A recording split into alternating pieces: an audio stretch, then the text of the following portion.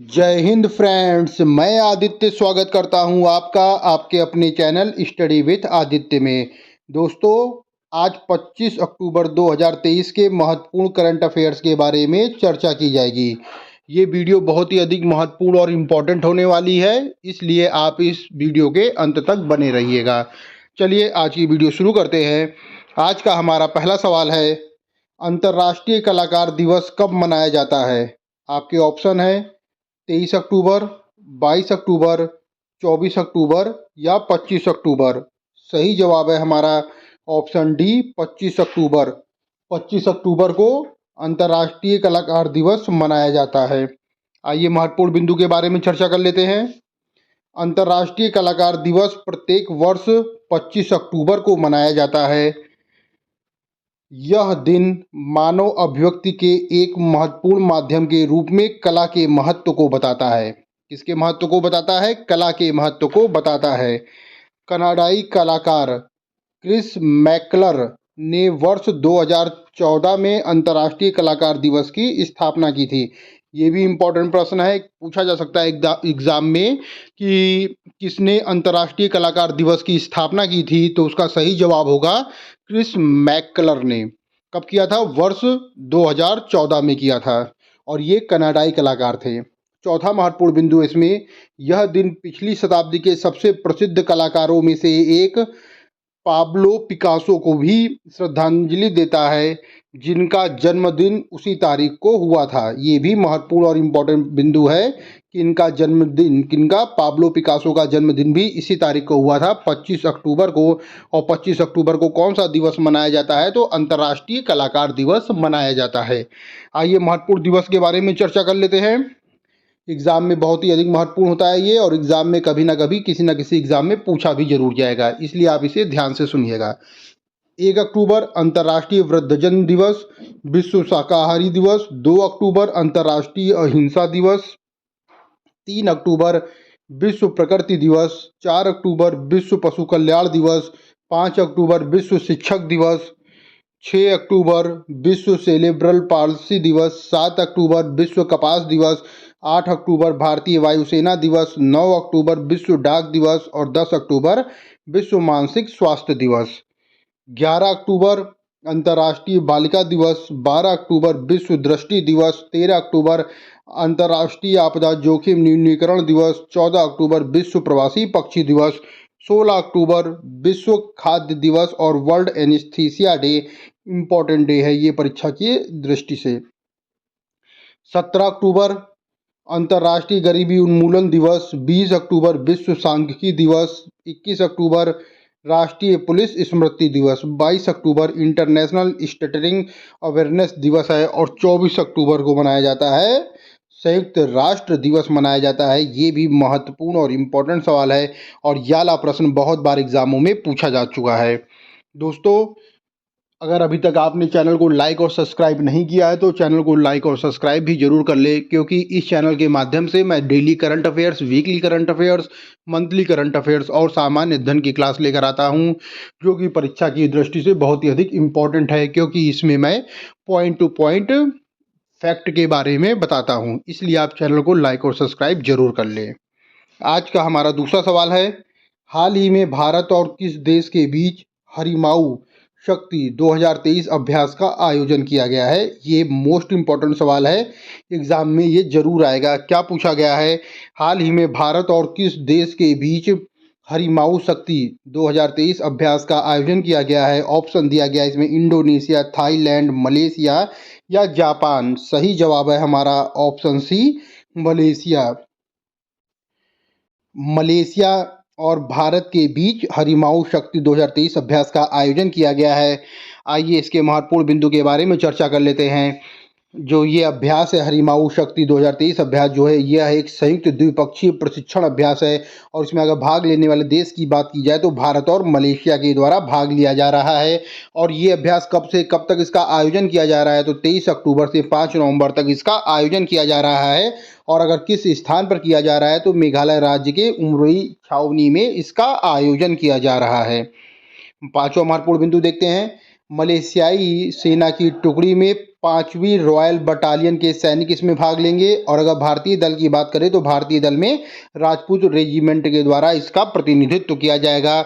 और सातवां इसमें महत्वपूर्ण बिंदु है कि मल्टी डोमेन और सब कन्वेंशनल ऑपरेशंस में सैन्य क्षमता को बढ़ाने के लिए दोनों पक्षों के 120 जवान लगभग इसमें भाग लेंगे। दोस्तों बहुत ही अधिक अच्छा इंपॉर्टेंट सवाल है ये। और इसमें जो ध्यान रखने वाली बात है वो ये है कि जो ये सैन्य अभ्यास हो रहा है कौन सा, हरिमाऊ हरिमाऊ जो हो रहा है ये भारत और मलेशिया के बीच में हो रहा है। और ये उसकी फ़ोटो है, हरिमाऊ शक्ति अभ्यास भारत और मलेशिया के बीच में हो रहा है। और अगर पूछा जाए कहाँ हो रहा है तो मेघालय राज्य के उमरोई छावनी में हो रहा है। ये भी इम्पॉर्टेंट पॉइंट है। आइए प्रश्न संख्या 3 देखते हैं। प्रश्न संख्या 3 है, विश्व का सबसे बड़ा कपड़ा सम्मेलन भारत टेक्स 2024 का आयोजन कहाँ होगा? ये भी इम्पोर्टेंट सवाल है। क्या पूछा गया है? विश्व का सबसे बड़ा कपड़ा सम्मेलन भारत टेक्स 2024 का आयोजन कहाँ होगा? ऑप्शन दिया गया है पुणे, सूरत, लखनऊ या नई दिल्ली। सही जवाब है हमारा ऑप्शन डी, नई दिल्ली में होगा। नई दिल्ली में क्या हो रहा है? भारत का सबसे बड़ा कपड़ा सम्मेलन, विश्व का सबसे बड़ा कपड़ा सम्मेलन भारत टेक्स 2024 का आयोजन नई दिल्ली में हो रहा है। आइए महत्वपूर्ण बिंदु के बारे में चर्चा कर लेते हैं। इस प्रदर्शनी का आयोजन अगले साल यानी वर्ष 2024 में 26 से 29 फरवरी में राजधानी दिल्ली में स्थित भारत मंडपम और यशो भूमि परिसरों में होगा। कहाँ होगा? नई दिल्ली में होगा। और नई दिल्ली में कहाँ हो रहा है? तो भारत मंडपम और यशो भूमि परिसर में हो रहा है। भारत में मैन्युफैक्चरिंग से एक्सपोर्ट तक का पूरा इकोसिस्टम इसमें शामिल होगा। बहुत ही अच्छा इंपॉर्टेंट सवाल है। क्या कहा गया है? मैन्युफैक्चरिंग से एक्सपोर्ट तक का पूरा इकोसिस्टम इसमें शामिल होगा। तो अगर ये प्रश्न देखा जाए, क्या प्रश्न कह रहा है कि सबसे बड़ा कपड़ा सम्मेलन भारत टेक्स का आयोजन कहाँ होगा? तो ऑप्शन डी इसका सही है, नई दिल्ली में होगा। प्रश्न संख्या 4 है, एशियाई पैरा गेम्स 2022 में पुरुषों की ऊंची कूद T63 स्पर्धा में स्वर्ण पदक किसने जीता है? क्या पूछा गया है? पुरुषों की ऊंची कूद T63 स्पर्धा में स्वर्ण पदक किसने जीता है? ऑप्शन दिया गया है रमेश वर्धा, विपिन कुमार, शैलेश कुमार या उपरोक्त में से कोई नहीं। सही जवाब है हमारा ऑप्शन सी, शैलेश कुमार। शैलेश कुमार इसका सही जवाब है। शैलेश कुमार ने एशियाई पैरा गेम्स 2022 में पुरुषों की ऊंची कूद स्पर्धा में स्वर्ण पदक का खिताब जीता है। ये इनकी फोटो है। आइए महत्वपूर्ण बिंदु के बारे में चर्चा कर लेते हैं।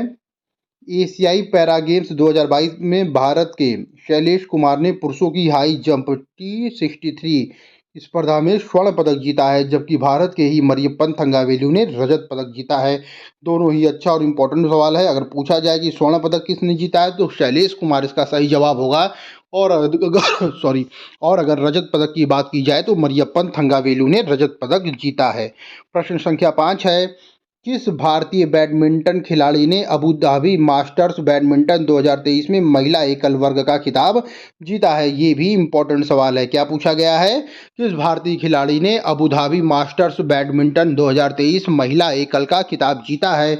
ऑप्शन दिया गया है उन्नति हुड्डा, ज्वाला गुट्टा, साइना नेहवाल या सामिया इमाद। सही जवाब है हमारा ऑप्शन ए, उन्नति हुड्डा ने जीता है। उन्नति हुड्डा ने कौन सा खिताब जीता है? अबू धाबी मास्टर्स बैडमिंटन 2023 महिला एकल का खिताब उन्नति हुड्डा ने जीता है। ये उनकी फोटो है और ये मात्र 16 वर्ष की है जिन्होंने यह खिताब जीता है। आइए महत्वपूर्ण बिंदु के बारे में चर्चा कर लेते हैं। भारत की उन्नति हुड्डा ने सामिया इमाद फारूकी को हराकर अबू धाबी मास्टर्स 2023 महिला एकल वर्ग का खिताब जीता है। किसको हराया है? सामिया इमाद फारूकी को इन्होंने हराया है। 16 साल की उन्नति हुड्डा ने 20 साल की सामिया इमाद फारूकी को 21-16 और 22-20 से हरा दिया है। यह उनका दूसरा BWF सुपर 100 वर्ल्ड टूर खिताब है। और अगर बात की जाए वह पिछले वर्ष 14 वर्ष की उम्र में BWF खिताब जीतने वाली सबसे कम उम्र की भारतीय बनी है। ये भी इम्पोर्टेंट सवाल है। और कौन जीता है? उन्नति हुड्डा जीती हैं। ये आपको जरूर ध्यान रखना है। उन्नति हुड्डा ने कौन सा खिताब जीता है? तो अबू धाबी मास्टर्स बैडमिंटन 2023 महिला एकल का खिताब उन्नति हुड्डा ने जीता है। आइए प्रश्न संख्या 5 देखते हैं। प्रश्न संख्या 5 है, हाल ही में कोटक महिंद्रा बैंक का नया CEO किसे नियुक्त किया गया है? इंपॉर्टेंट सवाल है। क्या पूछा गया है? कोटक महिंद्रा बैंक का नया सीईओ किसे नियुक्त किया गया है?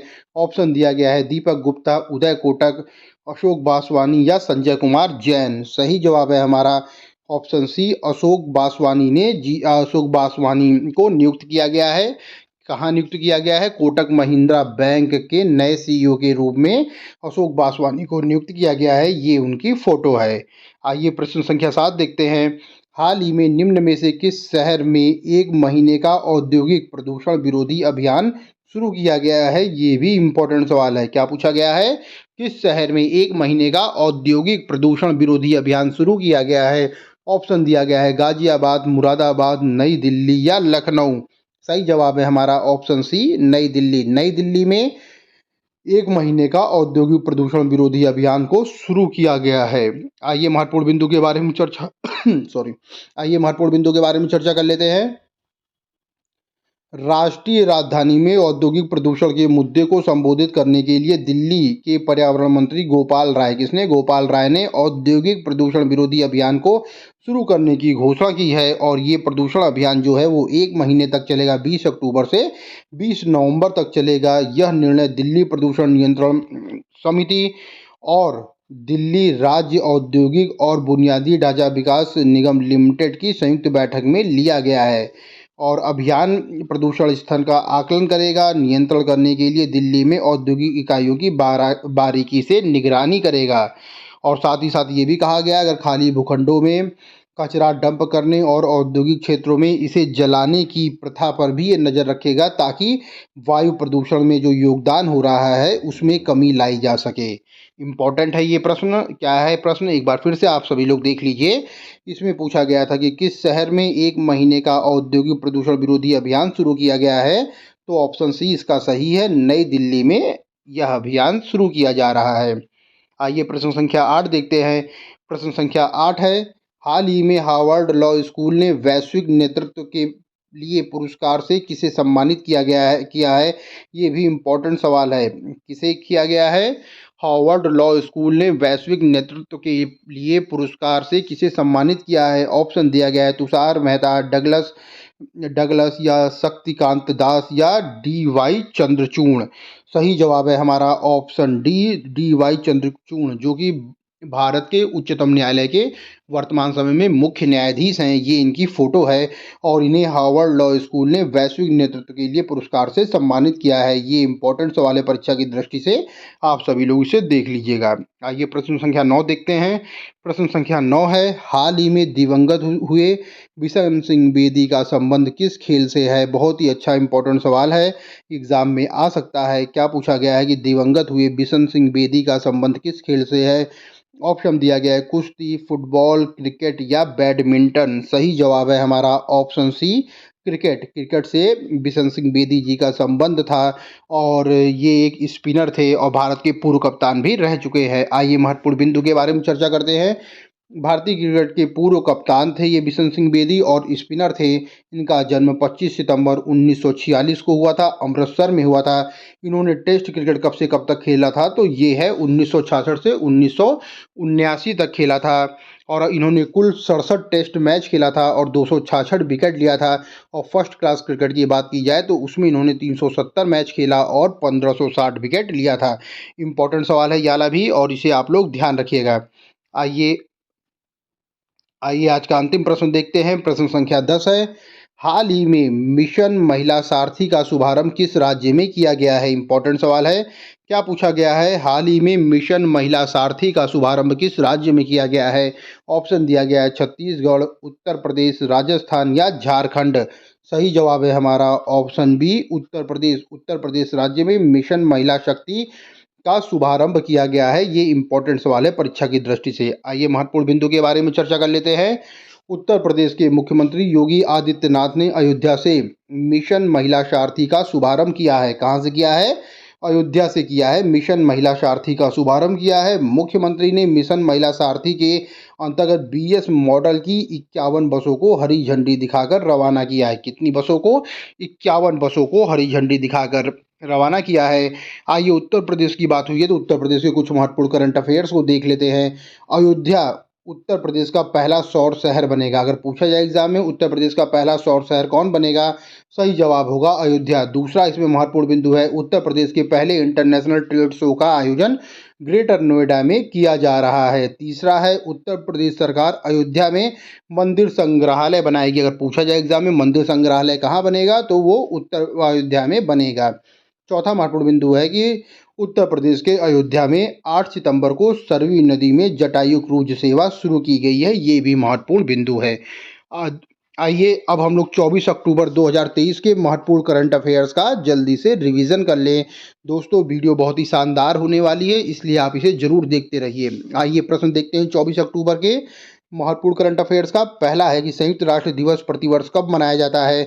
तो ये मनाया जाता है 24 अक्टूबर। दूसरा प्रश्न है, किस राज्य ने डिजिटल डॉक्टर क्लिनिक योजना को शुरू करने की घोषणा की है? सही जवाब है उत्तर प्रदेश राज्य ने। तीसरा सवाल है, फोर्थ पैरा एशियन गेम्स में भारत के ध्वजवाहक कौन होंगे? तो इसका सही जवाब है अमित सरोहा और पारुल परमार। चौथा महत्वपूर्ण प्रश्न है इसमें, वर्ष 2024 में 19 से 27 फरवरी के मध्य कहाँ भारतीय सेना द्वारा MILAN यानी मिलन 24 का आयोजन किया जाएगा? सही जवाब है विशाखापट्टनम में किया जाएगा। प्रश्न संख्या 5 है, हाल ही में यूके सरकार ने स्मार्ट डिस्ट्रिक्ट परियोजना के लिए किस भारतीय राज्य के साथ समझौता किया है? तो उसका सही जवाब है तमिलनाडु राज्य के साथ समझौता किया है। प्रश्न संख्या 6 है, हाल ही में UNWTO यानी United Nation World Tourism Organisation ने भारत के किस गांव को सर्वश्रेष्ठ पर्यटन गांव की सूची में रखा है? तो उसका सही जवाब है धोरडो गांव को सर्वश्रेष्ठ पर्यटन सूची में रखा है। ये इंपॉर्टेंट सवाल है। आइए प्रश्न संख्या 7 देखते हैं। प्रश्न संख्या 7 है,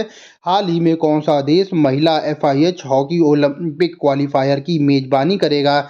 सही जवाब है भारत करेगा। कौन सी मेजबानी करेगा?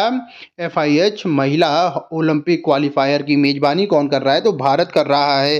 प्रश्न संख्या 8 है, मोस्ट इंपॉर्टेंट सवाल है, एग्जाम में जरूर आएगा। क्या पूछा गया है, आपदा प्रबंधन में गोल्डन पीकॉक पुरस्कार से किसे सम्मानित किया गया है? तो सही जवाब है REC लिमिटेड यानी कि रूरल इलेक्ट्रिफिकेशन कॉरपोरेशन लिमिटेड को गोल्डन पीकॉक अवार्ड से सम्मानित किया जाएगा। और ये सम्मान किस में दिया जाएगा? तो आपदा प्रबंधन में। इसे भी आपको याद रखना है, ये भी इंपॉर्टेंट पॉइंट है। प्रश्न संख्या 9 है, हा, हाल ही में किसे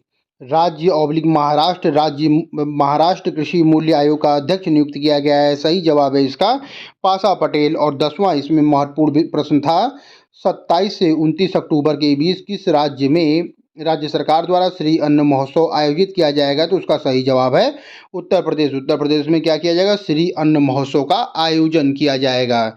आइए दोस्तों, आइए देखते हैं हम लोग कल के महत्वपूर्ण सवाल के बारे में चर्चा करते हैं। जो कल सवाल पूछा गया था, भारत के आयुष शेट्टी ने BWF विश्व जूनियर चैंपियनशिप 2023 में कौन सा मेडल जीता है? ऑप्शन दिया गया है इसमें, silver medal, bronze medal, gold medal या उपरोक्त में से कोई नहीं। सही जवाब है हमारा ऑप्शन बी, ब्रॉन्ज मेडल जीता है। ब्रॉन्ज मेडल किसने जीता है? भारत के आयुष शेट्टी ने BWF विश्व जूनियर चैंपियनशिप 2023 में ब्रॉन्ज मेडल जीता है। ये हैं आयुष शेट्टी जी। आइए दूसरा कल का सवाल देखते हैं, हाल ही में किस तमिल लेखक को उनकी आत्मकथा सूर्यवंशम के लिए महत्वपूर्ण सरस्वती सम्मान मिला हुआ है? इंपॉर्टेंट सवाल है, पूछा जा सकता है एग्जाम में कि सरस्वती सम्मान किसे मिला हुआ है। इसमें ऑप्शन दिया गया है, गीतांजलि रॉय, शिव शंकरी, डॉक्टर ज्ञान चतुर्वेदी या अरुंधति रॉय। सही जवाब है हमारा ऑप्शन बी, शिव शंकरी। शिव शंकरी कौन सा सम्मान मिला है? सरस्वती सम्मान मिला हुआ है। किसके लिए मिला है? सूर्यवंशम के लिए मिला हुआ है। इंपॉर्टेंट सवाल है ये भी। दोस्तों आज का हमारा 2 सवाल है, अगर आपको इसका आंसर पता है तो आंसर कमेंट बॉक्स में जरूर लिखिएगा। आज का हमारा पहला सवाल है, कैबिनेट ने किस स्वायत्त संस्था की स्थापना को मंजूरी दिया है? इंपॉर्टेंट वाला भी सवाल है दोस्तों, अगर इसका उत्तर मालूम है तो कमेंट बॉक्स में जरूर उत्तर लिखिएगा। क्या प्रश्न है, कैबिनेट ने किस स्वायत्त संस्था की स्थापना को मंजूरी दिया है? ऑप्शन दिया गया है, मेरा भारत महान, मेरा युवा भारत, विकसित भारत या युवा और महान भारत। सही जवाब हम इसका कल देंगे। आइए दूसरा प्रश्न देखते हैं, हाल ही में लॉरियस स्पोर्ट्स ने किसे अपना ब्रांड एम्बेसडर बनाया है? ये भी मोस्ट इंपॉर्टेंट सवाल है, इसे भी आप लोग ध्यान रखिएगा। क्या पूछा गया है, हाल ही में लॉरियस स्पोर्ट्स ने किसे अपना ब्रांड एम्बेसडर बनाया है? ऑप्शन दिया गया है, हरमनप्रीत कौर, रोहित शर्मा, अदिति अशोक और नीरज चोपड़ा। दोस्तों, अगर इन दोनों प्रश्नों का उत्तर आपको पता है तो कमेंट बॉक्स में उत्तर ज़रूर लिखिएगा। हमारी आज की वीडियो यहीं समाप्त होती है। अगर आप चैनल में नए हैं तो चैनल को लाइक करें, शेयर करें और सब्सक्राइब करें, क्योंकि इस चैनल के माध्यम से मैं daily current affairs, weekly current affairs, monthly current affairs, सामान्य अध्ययन की क्लास और साथ ही साथ स्टैटिक जीके की क्लास लेकर आता हूं, जो कि पॉइंट टू पॉइंट होती है और परीक्षा की दृष्टि से बहुत ही अधिक इम्पोर्टेंट होती है। इसलिए दोस्तों, इस चैनल को लाइक और सब्सक्राइब जरूर करें। Study with Aditya. Thank you friends. जय हिंद फ्रेंड्स।